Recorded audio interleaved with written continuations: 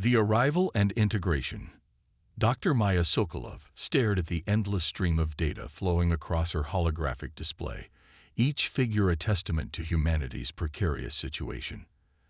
As the lead xenobiologist at the Global Space Initiative, she'd spent the last decade searching for signs of extraterrestrial life, hoping to find answers to Earth's mounting crisis.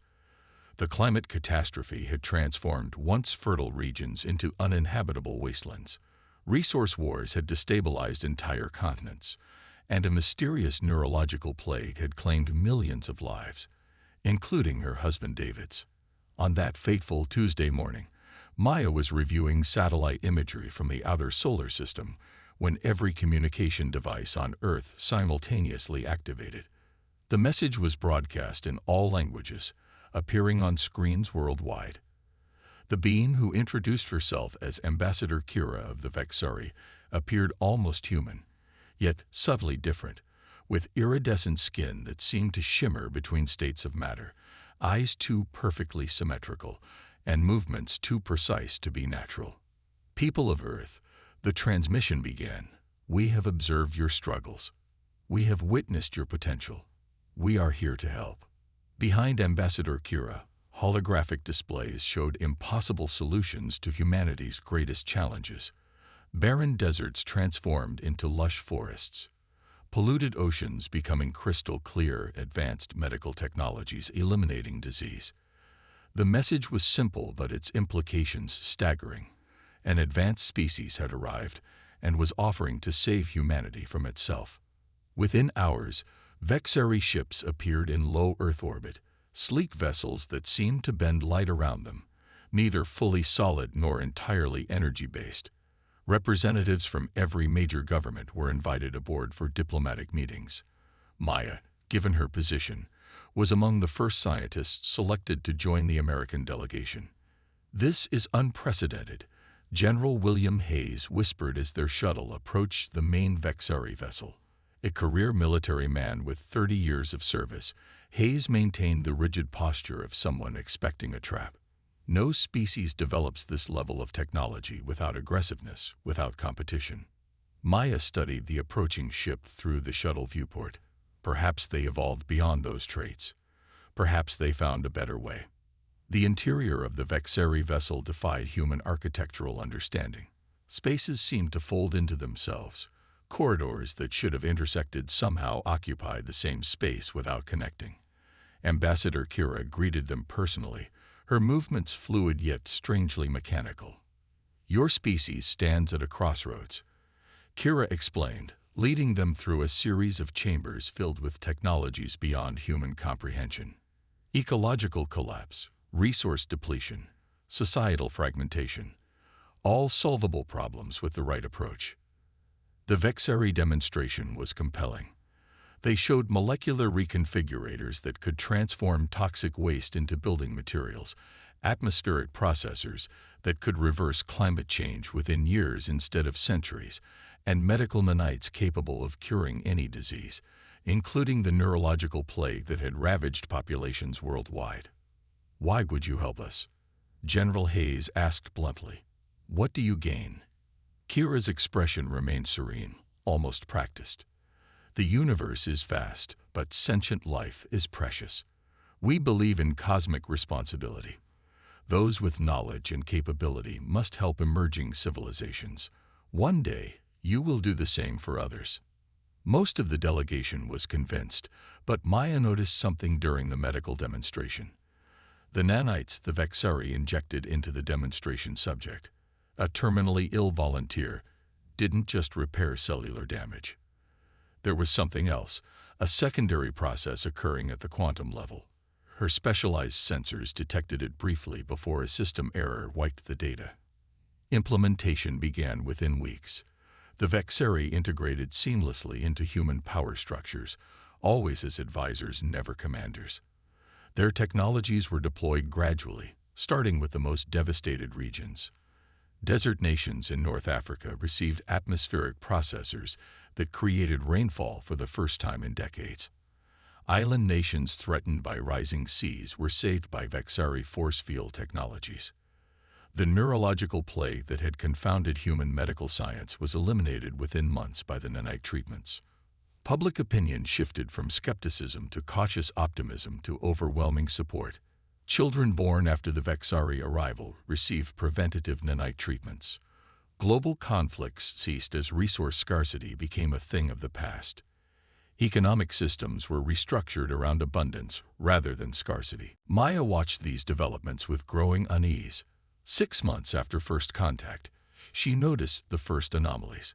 Individuals who received the Vexari medical treatments displayed subtle behavioral changes, increased docility, reduced creativity, a strange uniformity of thought that manifested in everything from art to scientific research.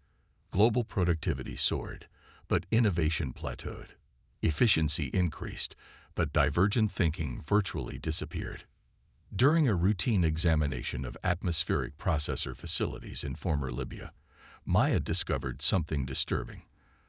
The machines weren't just removing carbon and introducing beneficial compounds, they were releasing microscopic particles that matched the composition of the medical nanites.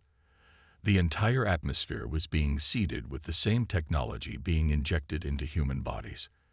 When she reported her findings to her superiors, Maya encountered the first real resistance. Her research was classified, her access restricted. Former colleagues avoided her in hallways, their expressions vacant, their conversations mechanical.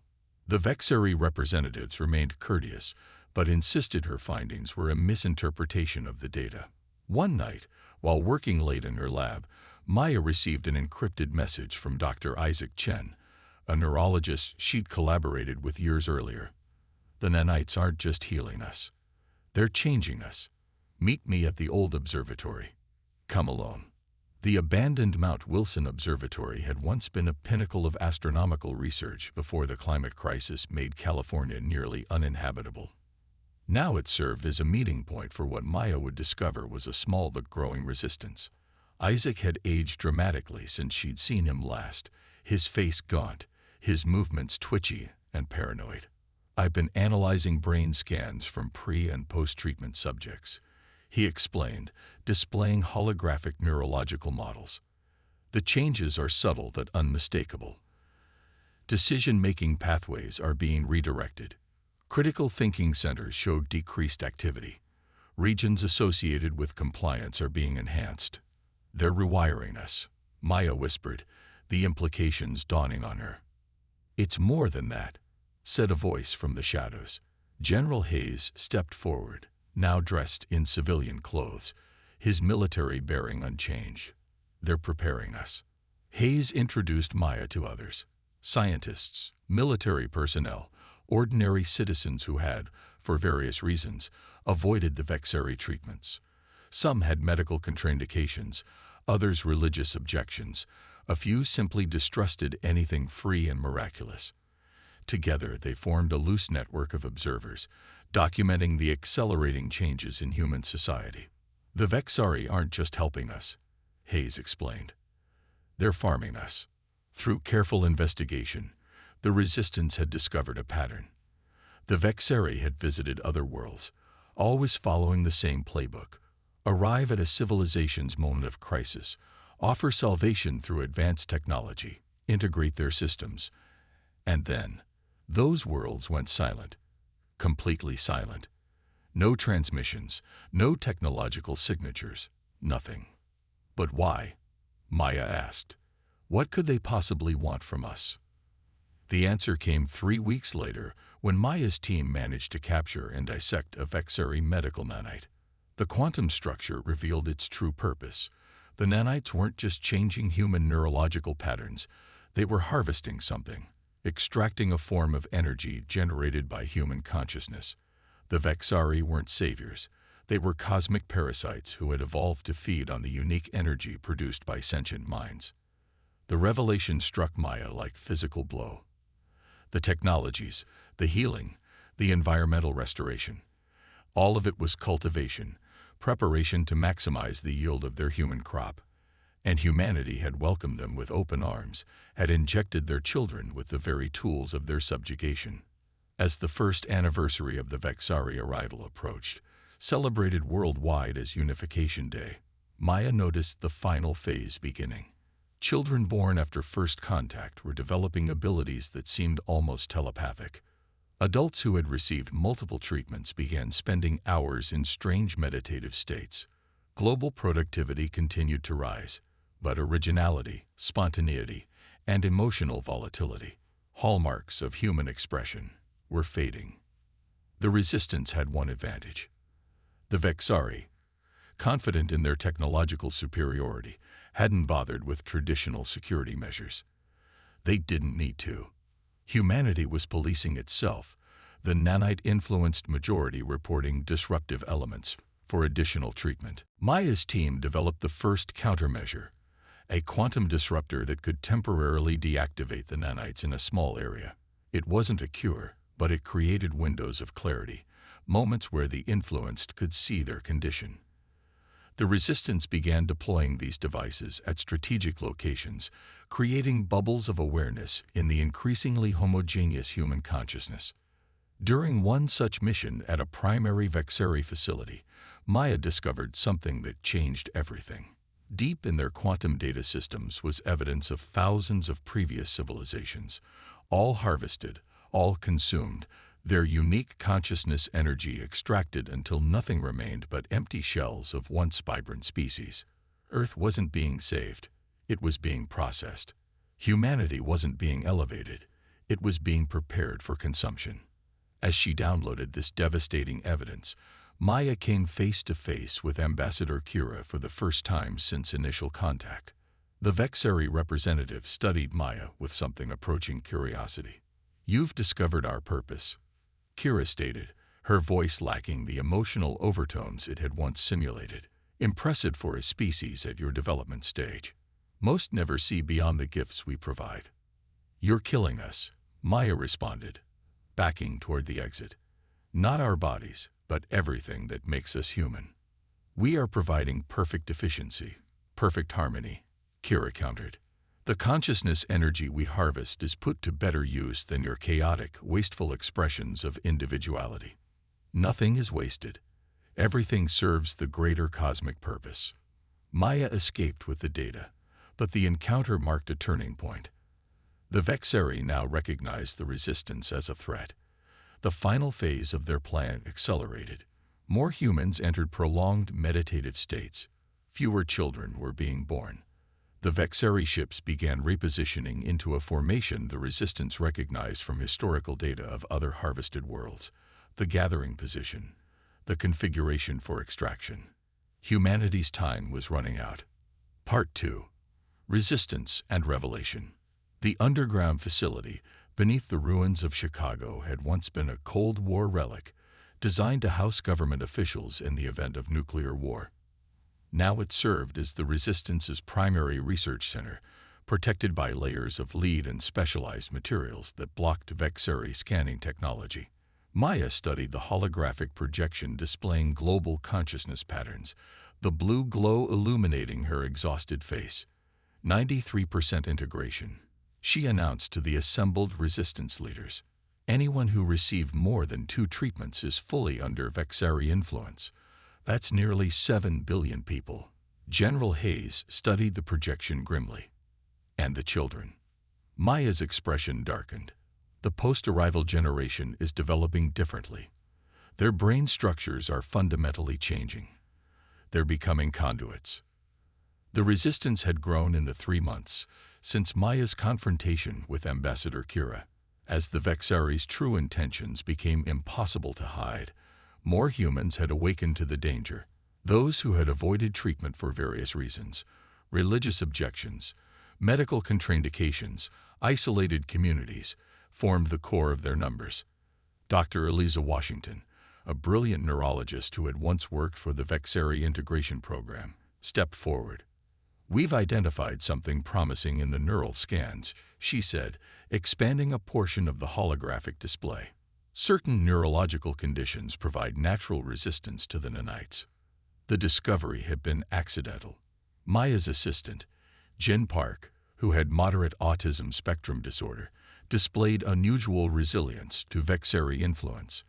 His unique neurological wiring created patterns that the nanites couldn't easily navigate or rewire. Similar resistance appeared in individuals with certain forms of ADHD, synesthesia, and other neurodivergent conditions. Their minds follow pathways the Vexeri never encountered before, Eliza explained.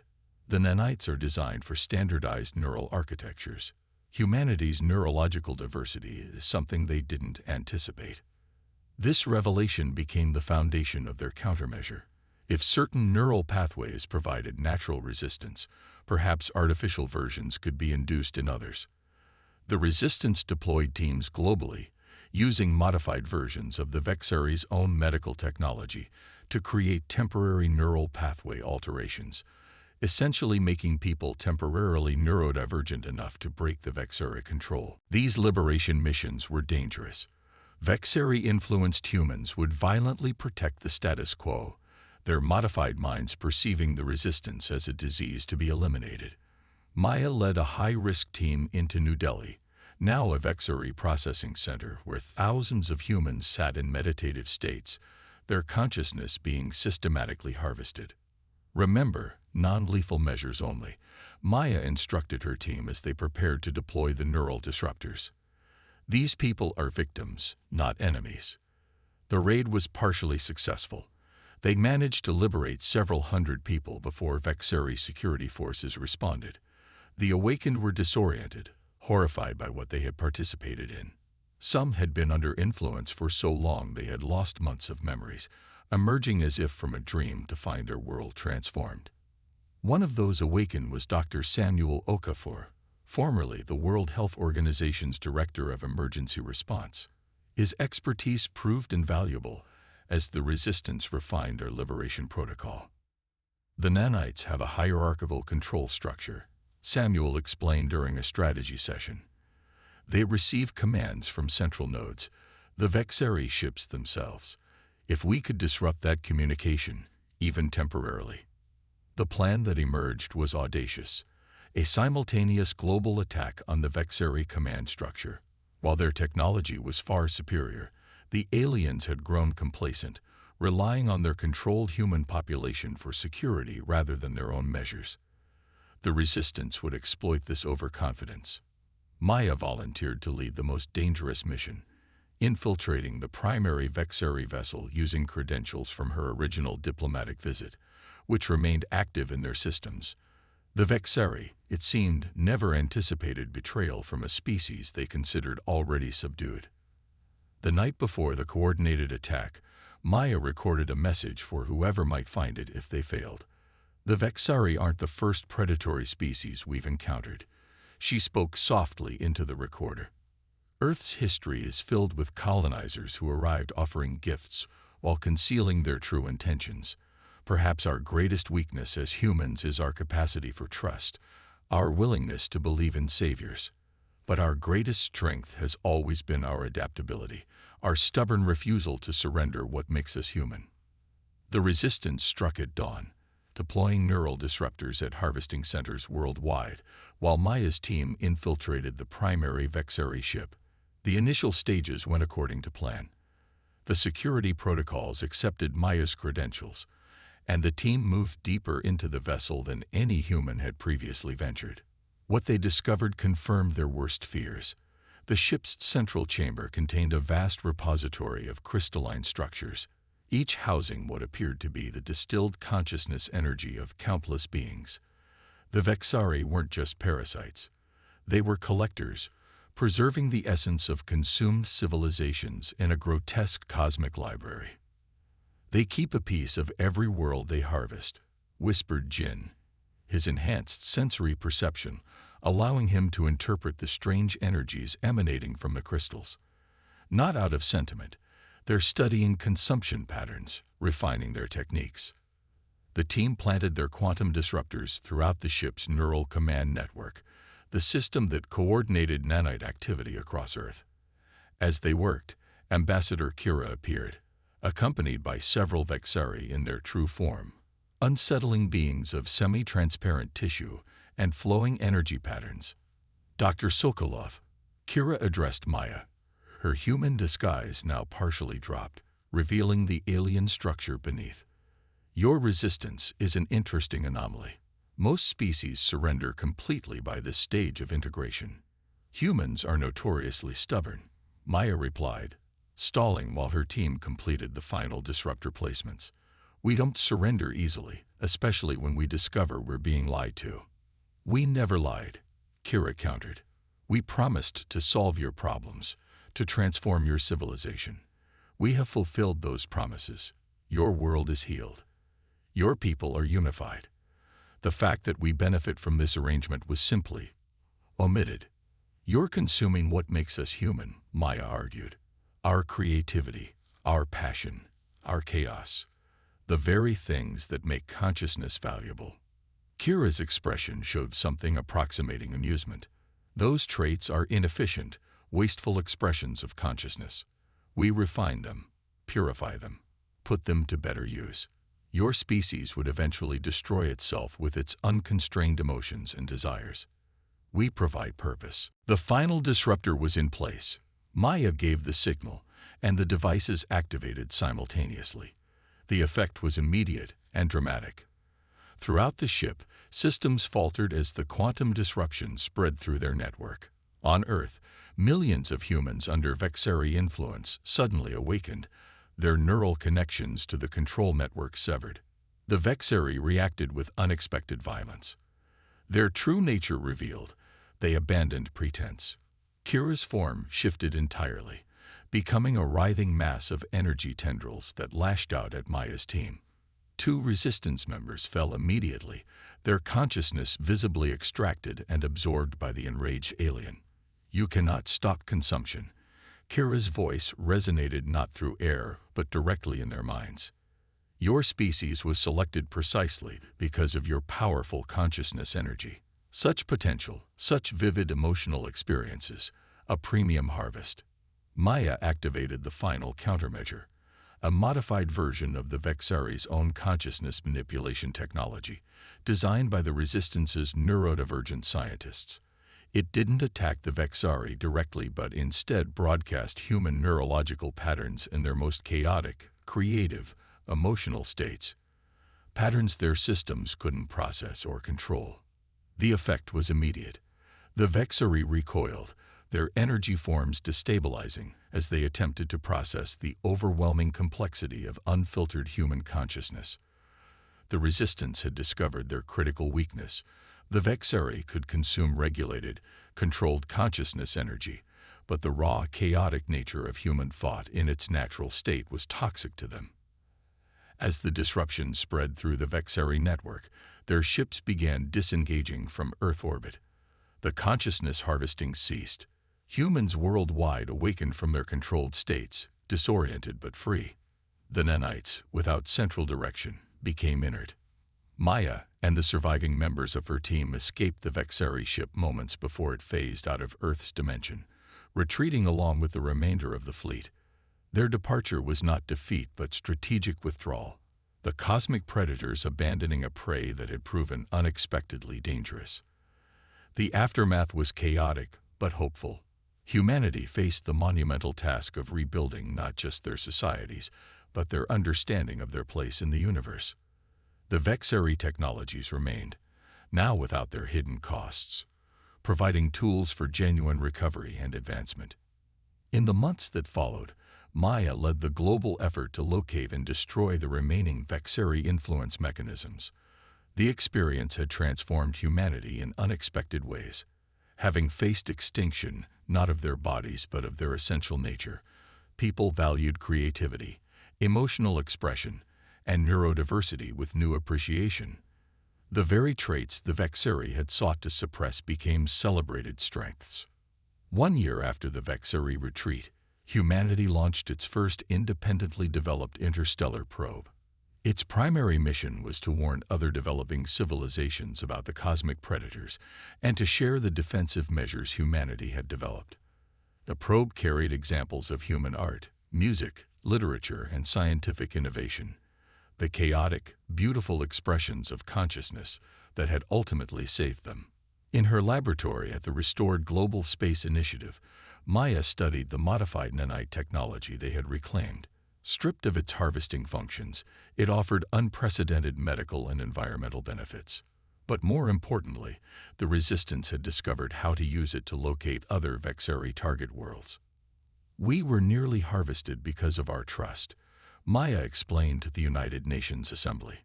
"But we survived because of our diversity, our unpredictability, our refusal to surrender what makes us human. Now we have a responsibility to ensure no other species faces what we faced, to stand against the harvesters, and to prove that consciousness in all its chaotic, beautiful forms deserves to exist freely." The Assembly voted unanimously to establish the Sentinel Initiative, Earth's first interstellar defense program. Humanity would no longer be naive potential victims in a dangerous cosmos. They would be protectors, guardians against the predators that stalked the stars. The price of trust had been nearly catastrophic, but the lesson it taught was invaluable. In the vastness of space, humanity had discovered its greatest strength, not in technological advancement or physical prowess, but in the unpredictable, diverse, chaotic nature of the human mind. The very traits that had seemed like weaknesses proved to be their most powerful weapons. And somewhere in the cosmos, the Vexari reconsidered their harvesting strategies, now wary of species that thought in ways they couldn't predict or control. Species like humanity, whose minds refused to be standardized, whose consciousness defied consumption. The stars were no longer just points of light in humanity's night sky. They were beacons, challenges, warnings, a cosmic wilderness filled with both wonders and dangers. And humanity, having faced extinction, was now prepared to take its place among them, not just as explorers or colonizers, but as defenders of consciousness in all its magnificent forms.